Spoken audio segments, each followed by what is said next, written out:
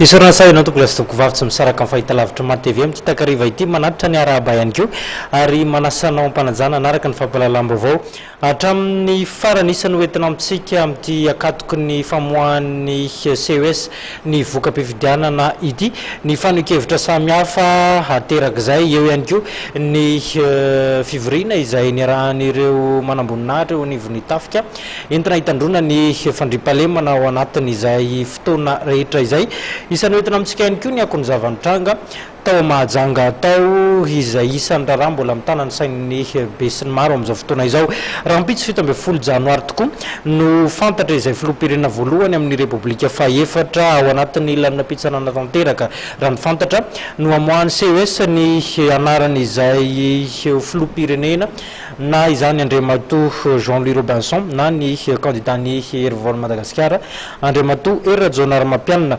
candidat izay fantatra fa hitondra ny firenena ao anatin'ny 5 taona manaraka indray fanadidina izay nangony vola ravavy Tsirako Torson.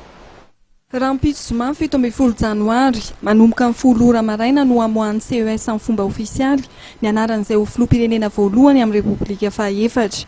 Raha ny vokatra vonjimaika navoaka ny vaomera manokana amin'ny sana amin'ny fifidianana na ny senita dia mitarika amin'ny isam-bato ny candidat larana fahatelo Hery Rajaonarimampianina nahazo vato 309 sy 9 sy 2 tapitrisa na 350 isanjato raha toka 220 sy 9 sy 7 sy 1 tapitrisa amin'ny vato azy ny candidat larana fahatelo amin'ny telopolo Dr Jean-Louis Robinson izay manome salanisa 950 isanjato.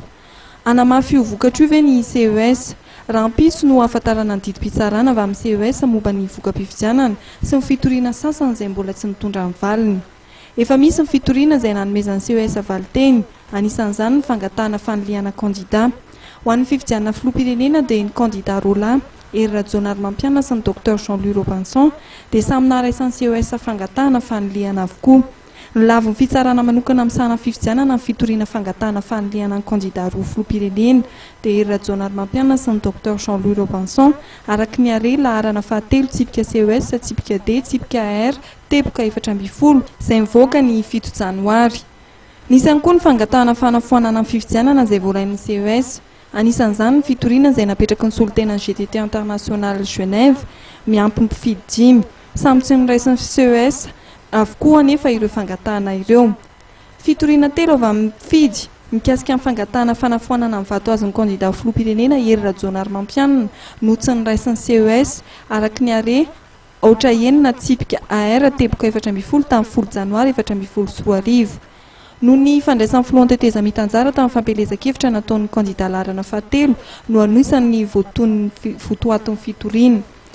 Nambaran'ny CES anefa fa tsy azo mifidy ataony mametraka fitarainana momba ny tsy fanaran-dalàna amin'ny fampelezan-kevitra ivelan'ny fari-pifidianana isoratany anarany. Tsy azo mifidy atao ihany koa ny manao fanoherana momba ny tsy fihetezan'ny fizotran'ny fifidianana ivelan'ny birao fandatsaham-baton'ny fifidianana. Milavina ihany koa ny fitorian'ireo mpifidy ireo noho ny tsy fahampiany antotara-taratasy manamarina amin'ny fandraisana anjara tamin'ny fifidianana filoham-pirenena.